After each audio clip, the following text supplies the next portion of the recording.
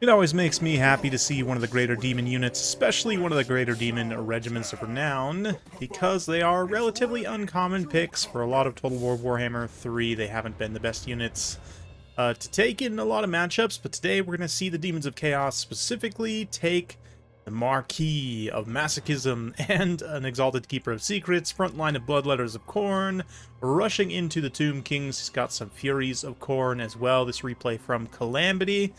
Big thanks to him for sending that in. Always appreciated. Yeah, all Khorne Furies for maximum damage output.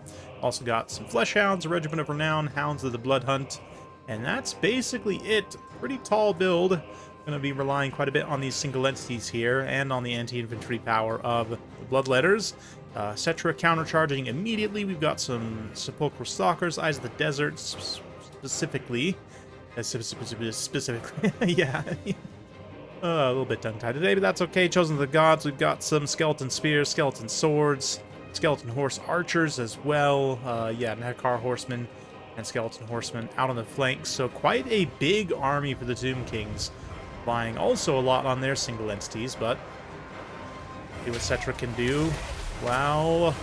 Immediately the demons are going to be rushing up through that front line. Nice Phantasmagoria is popped to pin the Skeleton Horse Archers in place so that the Furies can come in and summarily destroy them. Marquis also has the bound spells, of course, Enfeebling Foe.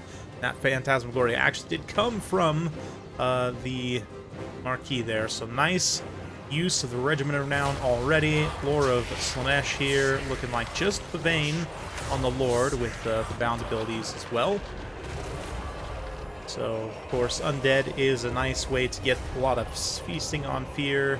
When you're fighting Undead, generally they continue fighting, well, yes, they always continue fighting while they're wavering or routing, so they'll continue to feed HP. Makes it very beneficial, but taking a wide view here, Bloodletters doing a nice job slicing up skeletons in various pockets of the battlefield. The mobility also really nicely done with the Furies, able to mostly win out here. Even the Hekara Horsemen, who are pretty good quality, not able to quite win that engagement. But here, both of the Keepers are quite surrounded. You've got Ushabti, Sepulchral Stalkers, Skeleton Horsemen, Hekara Horsemen, Spearmen, etc. I mean, a bunch of the Tomb King's army is currently surrounding them, so no surprises. They are suffering a little bit in this engagement. In particular, the Exalted Keeper of Secrets getting hit with that blinded contact effect from the Blessed Blade of Petroff, etc. And as a result, is losing this duel pretty badly. Ooh, some nice matched combat animations there between the two lords. Meanwhile, the Marquis is just over here also doing some damage, but actually does manage to escape, only being pursued by some crumbling Nehekaran horsemen. Those Sepulchral Stalkers get a decent volley, do some pretty good damage as it disengages, but the trees might have blocked at least a couple of those shots there. Furies, though, victorious over the Skeleton Horses, are going to come in to help screen and bail out the Marquis. Unfortunately, Keeper of Secrets time has come, been bested by Cetra.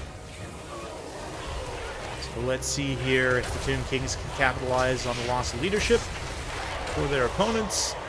Comes in, does some nice damage to these Bloodletters here. The Bloodletters, even in the surround, though, will do some okay damage on Cetra. That armor-piercing damage and just high DPS in general makes them decent overall, even against kind of large armor targets. But definitely cutting up the skeletons here, no problem. Surprised, actually, the Bloodletters have been able to survive this long. Doing a really nice job. Fleshhounds as well get some good mobility. They've been chasing, you know, the mobility units for Tomb Kings. Basically paid for themselves. I think that definitely paid for themselves. What are they, like 900 something? Actually, I forget. Anyway, yeah, the Marquis also going after the Chosen of the Gods. Shot to great bows. Doesn't want them to use their ammunition. The Furies come in to support. Cetra also dives in to try and bail out the bowmen, the bow statues. But the Keeper of Secrets, the Marquis, standing strong. Furies are disintegrating, but feasting on fear. Yeah, you see that pops up a little bit to 20% once one unit starts wavering in that vicinity. So as long as the Marquis doesn't take too much burst damage here, like from Cetra, for example, nice screen with the Hounds there, able to get Cetra away from the Marquis, turns around, charges in once more, but again, as long as it cannot take too much burst damage and continue getting that Feasting on Fear passive, Marquis should be able to hold out okay here. Cetra does have about the same HP currently, but we see another direct engagement. Does Cetra have Blessed Blade active? No, but he does take the incantation of Cursed Blades for that extra bonus versus large on the Overcast. Marquis is immediately just going to cycle up and around. During that whole time, I was getting a little bit of healing as well from both of these units crumbling. Yeah, I think a little bit too far away now from the Chosen of the Gods, but regardless, in a pitched duel against Cetra, Cetra himself takes a couple of big hits.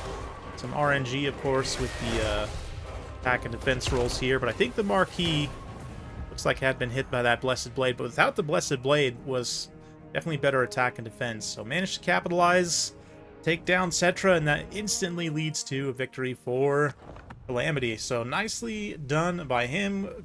Good job to his opponent as well. It was a fun game overall, for sure. But the Bloodletters definitely proved their worth, and it's something we've seen and talked about before plenty of times in this matchup. Having a good mid-tier infantry, just, you know, 5-line to rush down Tomb Kings and beat up their skeletons, can definitely work quite well. Normally you'd want to see something a little bit tankier, but Bloodletters, just through their sheer offensive output, can cut the skeletons down quickly enough that they can then move on to help supporting other engagements we saw there. The fact that they survived until the end also is pretty impressive. The Furies, Calamity also, that really nice Phantasmagoria early on just to, you know, set the tone, just to absolutely eliminate the Skeleton Horse Archers, who otherwise might be pretty dangerous to this build, right? There's basically no armor whatsoever here. So those non-armor piercing, relatively cheap archers could absolutely feast on value, shooting at literally anything in this army. Definitely want to take them out very quickly. Likewise, limiting the Chosen of the Gods' Shop to Great Bows as well is super key. Just taking those ranged units out early on so they can't really capitalize too much on value. Cetra himself ends up accruing a ton of value, but other than that, his wide army here mostly just gets beat to heck, which, with this many Khorne units, plus a couple of Slaanesh single entities, kind of makes sense, facing some of the best melee units in the game. So, fun one for sure. Yeah, definitely a fun one. We go ahead and think here. Head over to the Demon Chaos roster. So, you know, out of the, you know, Regiment of Renown, Greater Demons, I do think the Marquis is one of the most expensive, but also, has some pretty good benefits. Let's see here. If I go to unit caps off, then we can grab also Uncle.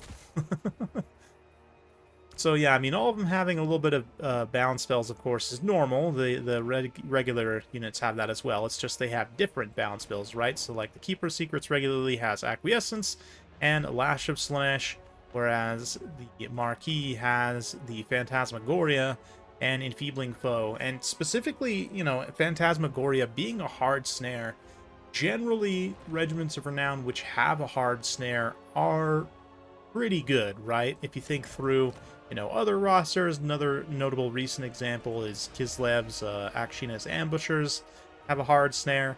However, theirs, of course, is only single target, and granted, it is a little bit different having like a missile faction versus a charging faction, in that the way you capitalize on that snare is going to be a little bit different, of course. For Kislev, you'd want to, or the Empire as well, you want to net something and then shoot it, right?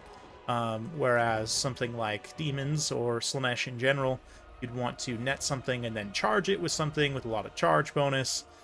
You know, use it to isolate a mobile unit, take them out very quickly in that way, even though Phantasmagoria itself is a pretty expensive spell. I don't know if you'd necessarily want to use it, you know, for your Lord like casting, or your regular, whoever your caster is, right? It's you know, it's a solid 15 wins of magic, which is quite a bit. But having a bound version that, you know, you're paying for this unit anyway, it's got a lot of other benefits. It's just one of the things it can do. Really, really nice benefit to have. And then, of course, for single entity duels, having Enfeebling Foe is quite nice. I'd say maybe better than Acquiescence, just because it has a melee attack debuff as well, whereas Acquiescence is just, yeah, it's just melee defense and speed, which, you know, the speed is high enough on on the Keeper Secrets that it's not most necessary thing to be debuffing, right? Whereas, given how squishy they already have very good melee defense, but against a lot of high tier single entities, that extra melee defense, melee attack debuff essentially equates to melee defense for them, right? But anyway, definitely an interesting one for sure. We'll maybe have to dive in and look at some of these others on some other videos. Mostly just like looking at the difference in bound spells. Uncle also has the extra Defiling Deluge, which gives it a little bit of extra AoE damage as well, which is quite nice. Trades a Spirit Leech. One Spirit Leech, unfortunately, really isn't going to do a whole lot of damage. And tactically, maybe if you're using it to, like, finish off a specific thing, it's nice. But in the corn one, of course, no bound spells, but just having a Gore Shell 10% passive damage resistance is nice to have, but it is the most expensive, and I would argue Bloodthirsters might be they're not are they the worst of the greater demons? You guys will have to know your thoughts in the comments down below. Maybe they're the least cost effective, but you definitely can use them well, and have seen them used to good effect in certain matchups and situations. But yeah, overall, just looking at the sort of the extra bound spells and abilities that the Regiments of Renown get, I do think that the Marquis is probably the most competitive, simply because it has a big old AoE hard snare and a self-heal as well. But I think, yeah, actually, that's a really nice pickup. Feasting on Fear, I thought maybe the Keeper of Secrets had it baseline, but no, I think that's, yeah, on the Regiment of Renown. There we go. Really, really nice to have. So, hopefully you guys enjoyed that. If you like this sort of content, be sure to like, subscribe, hit that bell notification button. Every time I upload a new video, you'll be notified. Thanks again. We'll see you next time.